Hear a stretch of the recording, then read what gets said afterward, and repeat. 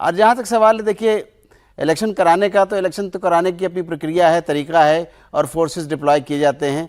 2500 platoon थी हमारी जो लगाई गई हैं इलेक्शन कमीशन की तरफ से। ऑब्जर्वर लगाए गए हैं सेंसिटिव एरिया में, इवन 100 ऑब्जर्वर्स अलग से लगाए गए हैं जो कि वहाँ पर इलेक्शन करा रहे हैं कि पीसफुली इलेक्शन हो।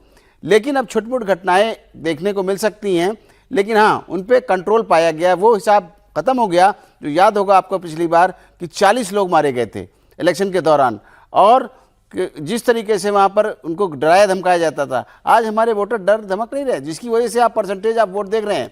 हमारा इलेक्शन कमीशन का मोटो है कि ज़्यादा से ज़्यादा वोट कास्ट किए जाएं, फ्रेंचाइज लोग यूज़ करें और अपने अधिकार का मतदान करें। आप ये देखिए उसका नतीजा आप शाम तक आप देखिएगा। अभी जो आपने रिपोर्ट दिखाई उसमें दिखाया कि 82 या 83% जा रहा है, लेकिन मैं समझता हूँ ये 90 प्लस जाएगा, क्योंकि 2 घंटे तक चलेगा मतदान, तो 90 प्लस जाना चाहिए। और उससे पता चलता है कि हमारे जो वोटर हैं कितने जागरूक हैं, उनके अंदर कोई भय नहीं है, भयमुक्त तरीके से चुनाव हो रहा है, और वहाँ पे हमारे जो अधिकारी हैं चुस्त दुरुस्त हैं।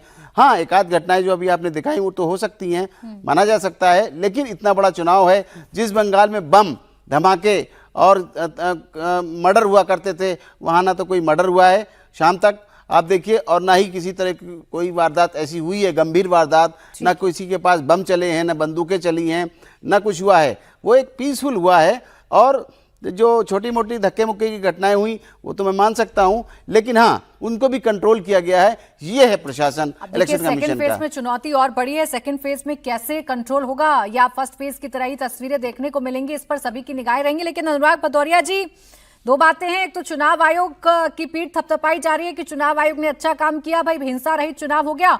और दूसरी बात ये बम्पर वोटिंग लहर है बीजेपी की, बीजेपी का दावा है। क्या अब भी आपको लग रहा है कि ममता चौका लगा पाएंगी जीत का?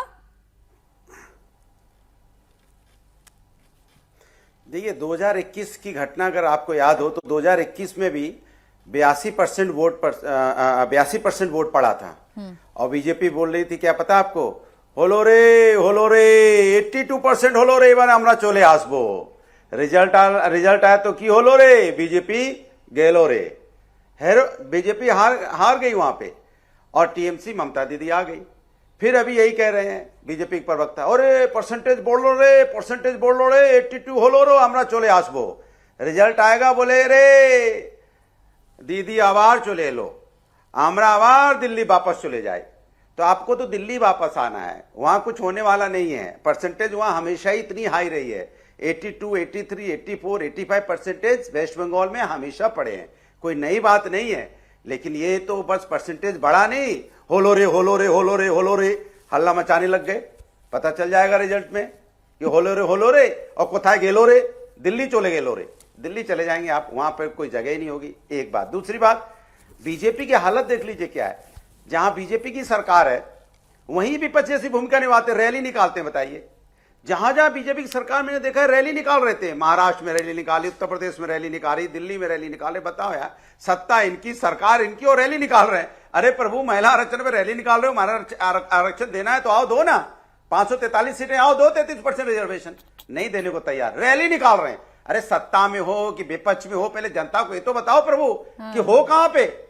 आपका ये नहीं पता चलता सत्ता में, दोनों बातें आपने ऐसी कर दी अनुराग भदौरिया जी, जिसमें इंडिया अलायंस की बातें भी झलक रही हैं। अब देखिए पश्चिम बंगाल को आप इतने अच्छे से जानते हैं, आज तो बंगाली बोल रहे हैं, तो आपने देखा होगा ममता बनर्जी सड़कों पर ही रहती हैं, वो भी सत्ता ही में है, वो भी वहां पैदल मार्च करती हैं। तो कभी उनसे भी पूछ लीजिए कि विपक्ष में जाने की तैयारी है या सत्ता में रहने की तैयारी। और दूसरी बात यह अनुराग भदौरिया जी, इनका कॉन्फिडेंस इसीलिए हाई है बीजेपी वालों का क्योंकि आपके इंडिया अलायंस के नेता और नेता विपक्ष राहुल गांधी ने मोहर लगा दी। भाई वो कह रहे हैं कि दीदी यहां हार रही है पोलराइजेशन की वजह से और बीजेपी मजबूत हो रही है। देखिए वहां पे कांग्रेस अपना चुनाव लड़ रही है और इंडिया गठबंधन में लोकतंत्र है। इंडिया गठबंधन की तरह थोड़ी है कि वहां मजबूर नेताओं का दल है। जी सर, सर जी सर, सर उसको बना दें, जी सर बना दीजिए सर, हम साथ हैं। यहां तो जब मजबूत दलों का गठबंधन होता है, कांग्रेस में चुनाव लड़ रही है, कांग्रेस अपनी बात कह रही है और कहना भी चाहिए। जो जो चुनाव लड़ते हैं अपनी बातें कहते हैं, उसमें क्या बुराई है। इंडिया गठबंधन लेकिन मजबूत है, इंटेक है, हमारे मतभेद नहीं है। हमारे मतभेद हैं, मनभेद नहीं गलत है। समझ उनके जाते हैं आपस आप में अनुराग मतभेद होंगे, भदौरिया बेचारे जी। अपनी यहाँ पार्टियां तो अलग इंडिया अलग हैं। अलायंस कितना इंटैक्ट है, वहाँ मैंने के सवाल ही TMC नहीं अलग है, पूछा कांग्रेस अलग आपसे, है, क्योंकि मुझे दोनों पता है चुनाव आप लड़ रहे इंडिया हैं। अलायंस के मजबूत होने के यहाँ कसीदे पढ़ने लग जाएंगे। मैंने तो सिर्फ इतना कहा, बीजेपी वालों का कॉन्फिडेंस इसीलिए हाई है क्योंकि मुहर लगाई है राहुल गांधी जी ने। अब राहुल गांधी जी तो बड़े नेता हैं, तो मानते होंगे ना अनुराग भदौरिया जी। अच्छा, आप वही सोचिए- आज वीडियो जारी करके कह रहे हैं, सुने अनुराग जी, वो अच्छा, अपनी ये- जीत अच्छा, का दावा आप- करते, अनुराग जी सुने, वो अपनी जीत का दावा करते तो मुझे लगता है कि भाई टीएमसी और कांग्रेस आमने सामने है, हर दल अपनी जीत का दावा करता है, वो बीजेपी वालों को जिता रहे हैं भाई।